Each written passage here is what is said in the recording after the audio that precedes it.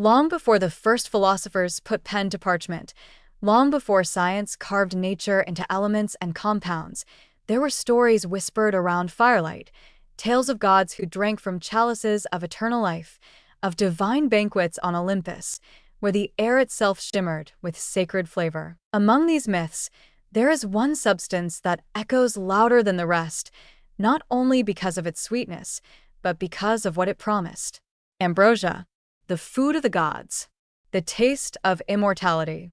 And nestled in the heart of that myth, golden, glistening, humming with ancient power, was honey. It was said that ambrosia was not merely food. It was something more, a celestial fusion of honey and nectar, blended in proportions known only to the immortals. This was not a simple drink. It was a potion, a rite, a sacrament. To consume ambrosia was to unbind oneself from the laws of aging, to step outside the reach of time, to wear eternity like a robe. And honey, already sacred in its own right, was the soul of it. Where nectar was fleeting, delicate, ephemeral, honey brought depth, preservation, permanence. It turned the kiss of a flower into legacy. The gods, according to myth, guarded their ambrosia jealously. Not out of greed, but out of necessity, for ambrosia was power, and power in mortal hands is a dangerous thing. Yet, despite their caution, echoes of that drink found their way to us. In every civilization touched by the bees, there are traces of this mythic mixture. From the mead of the Norse sagas to the sacred honey wines of the Druids, people across time and culture have chased the promise of ambrosia. Not just for immortality, but for clarity, vitality, transcendence. But where the legends spoke in metaphor, science speaks in the language of chemistry. And here's where the story becomes even more astonishing.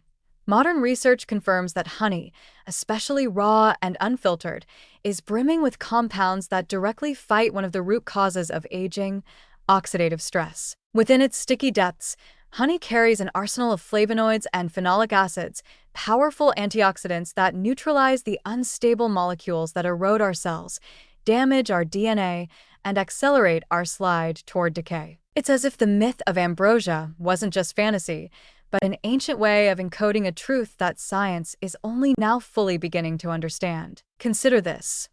Our bodies are constantly under assault. Pollution, processed foods, chronic stress, ultraviolet radiation. All of these generate free radicals, those rogue molecules that strip electrons from healthy cells and leave destruction in their wake. But honey steps in as a quiet warrior. It calms inflammation, enhances immune function, and even contributes to healthy gut flora, which modern science now knows plays a central role in mood, cognition, and overall resilience. It's not an exaggeration to say that a spoonful of honey is like giving your body a subtle, natural armor. And then there's its beauty as a living food. Honey is not manufactured, it's composed. Not in labs, but in hives. Thousands of bees working in a concerted, wordless dance, visiting millions of blossoms, converting nectar through a biological process that borders on the miraculous. When they return to the hive, they pass the nectar between one another, breaking it down, enriching it, sealing it into hexagonal chambers, as if preserving the very essence of the world's blooms in golden amber. This process alone is a marvel, but it also makes each jar of honey a kind of edible history. Taste a spoonful from a mountainside in Crete, and it's not just sweetness, it's the story of wild thyme and sea breeze. Try a dark, forest honey from the Balkans, and you taste resin, bark, earth, a deeper, darker note of the natural world. No two honeys are alike. They are musical variations on a theme that never grows old. And perhaps most astonishing of all is how honey endures. Not just metaphorically, literally. Archaeologists have uncovered pots of honey in ancient tombs, still unspoiled after thousands of years. What other substance can make such a claim? What other food defies time so effortlessly, echoing the myths of immortality and the reality of preservation? It is no wonder, then, that honey was folded into the myth of ambrosia.